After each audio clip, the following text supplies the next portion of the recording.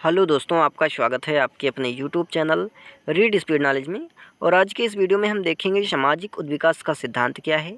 तो चलिए वीडियो शुरू करते हैं। इससे पहले चैनल पर नए हैं तो चैनल को सब्सक्राइब कर लें, बेल आइकन प्रेस कर लें ताकि आने वाले वीडियो की हर एक नोटिफिकेशन सबसे पहले आप तक पहुँचे। तो चलिए वीडियो शुरू करते हैं और सबसे पहले अवधारणा देख लेते हैं।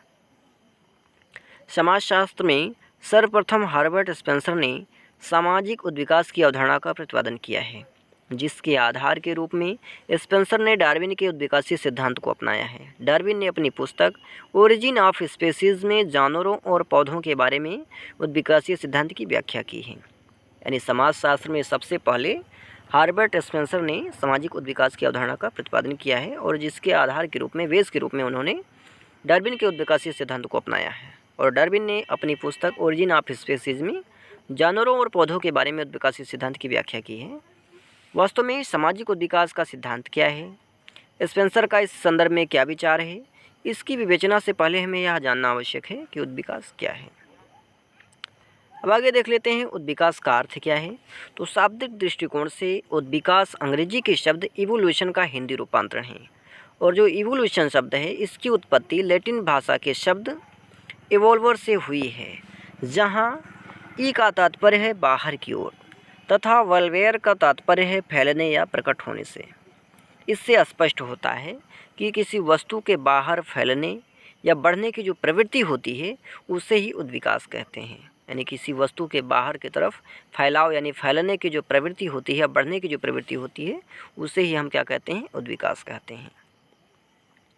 दूसरे शब्दों में उद्विकास का तात्पर्य समाज का धीमा, क्रमिक एवं एक निश्चित दिशा में होने वाला परिवर्तन है। दूसरे शब्दों में क्या है कि समाज का धीमा, क्रमिक एवं एक निश्चित दिशा में होने वाला परिवर्तन ही क्या है, उद्विकास है।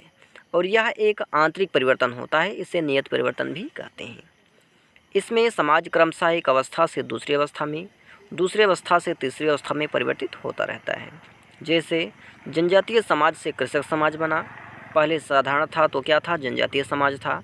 पेड़ पौधों पर लोग रहते थे, डिपेंड रहते थे पूर्ण रूप से, कच्चा मांस खाते थे, शिकार करके मांस भक्षण करते थे। और धीरे धीरे क्या हुआ, उनमें परिवर्तन हुआ, वो कृषि करने लगे, खेती बाड़ी में लग गए। और फिर क्या हुआ, कृषक से औद्योगिक हो गए, औद्योगिक से उत्तर औद्योगिक हो गए। इसी प्रकार से समाज में परिवर्तन होता रहता है।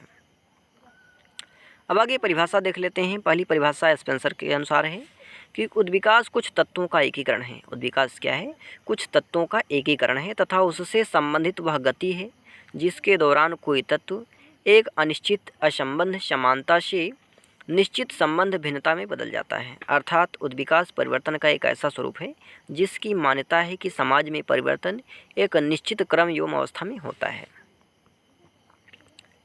दूसरी परिभाषा मैकाइवर एवं पेज के अनुसार है कि जब परिवर्तन में सिर्फ निरंतरता ही नहीं होती है बल्कि दिशा भी होती है, तब हमारा अभिप्राय उद्विकास से होता है। अगली परिभाषा आगवन एवं निम्का के अनुसार है कि उद्विकास केवल निश्चित दिशा में परिवर्तन है। यानी उद्विकास क्या है, तो केवल निश्चित दिशा में परिवर्तन ही उद्विकास है। अब आगे देख लेते हैं सामाजिक उद्विकास का सिद्धांत क्या कहता है। तो हार्बर्ट स्पेंसर द्वारा प्रस्तुत सामाजिक उद्विकास से सिद्धांत भौतिक उद्विकास तथा प्राणी शास्त्रीय उद्विकास के नियमों पर आधारित एक महत्वपूर्ण सिद्धांत है। हार्बर्ट स्पेंसर का सिद्धांत दो प्रमुख नियमों पर आधारित है। पहला है सरलता से जटिलता का नियम। पहला क्या है, सरलता से जटिलता का नियम। दूसरा है योग्यता का अतिजीवन का नियम। अब सबसे पहले हम पहला देख लेते हैं कि सरलता से जटिलता का नियम क्या है। तो इस नियम के अनुसार, यानी सरलता से जटिलता के नियम के अनुसार, प्रारंभिक स्तर का समाज बहुत ही सरल प्रकृति का होता है। यानी जो प्रारंभिक स्तर, शुरुआती दौर का जो समाज होता है बहुत ही सरल होता है और पूर्ण रूप से प्रकृति पर डिपेंड होता है, पेड़ पौधों पर डिपेंड होता है। और जैसे जैसे समाज का विकास होता जाता है, जैसे जैसे समाज विकास की गति को पकड़ता है, उसमें जटिलताएं आती जाती हैं। यही सरलता से जटिलता का नियम है। और इसी नियम के आधार पर यह स्पष्ट होता है कि समाज का विकास अनेक स्तरों से गुजरकर हुआ है और प्रत्येक अगला स्तर, यानी अगली जो स्तर है, पहले स्तर से जटिल होता है। यानी अनेक आने वाली ऐसी पीढ़ी जो आने वाली है वह अपने पुरानी पीढ़ी से प्राथमिक स्तर से जटिल होता है, कठिन होता है। स्पेंसर ने इसी आधार पर समाज के विकास के 4 स्तरों का उल्लेख किया है। और यह स्पष्ट किया है कि उद्विकास का प्रत्येक स्तर अपनी पूर्व स्तर से जटिल होता है। यानी उद्विकास का जो प्रत्येक लेयर है, स्तर है, चरण है, अपनी पूर्व स्तर से जटिल होता है, यानी अपनी पुरानी पीढ़ी से जटिल होता है। स्पेंसर ने सामाजिक उद्विकास के सिद्धांत में समाज के उद्विकास को 4 स्तरों में विभाजित किया है, जिसमें पहला है सरल समाज, दूसरा है संश्लिष्ट समाज, तीसरा है दोहरे संश्लिष्ट समाज, चौथा है त्रिसंश्लिष्ट समाज। इसको हम अगले वीडियो में डिस्कस करेंगे।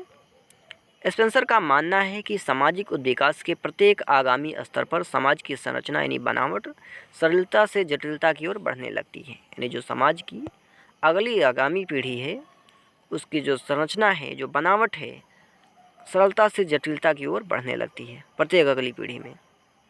इसका तात्पर्य यह है कि सरलता से जटिलता, समरूपता से विषमरूपता और अनिश्चितता से निश्चितता अंतिम स्तर के समाज की प्रमुख विशेषता होती है। दूसरा है योग्यता का अतिजीवन का नियम। तो हर्बर्ट स्पेंसर ने अपने इस नियम के आधार पर यह स्पष्ट किया है कि प्रकृति का यह नियम है।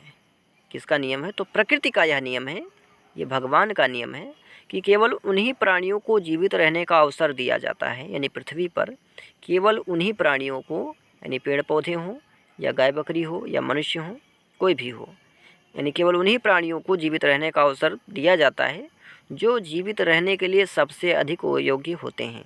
यानी जो जीवित रहने के लिए यहाँ पर सबसे अधिक योग्य होते हैं।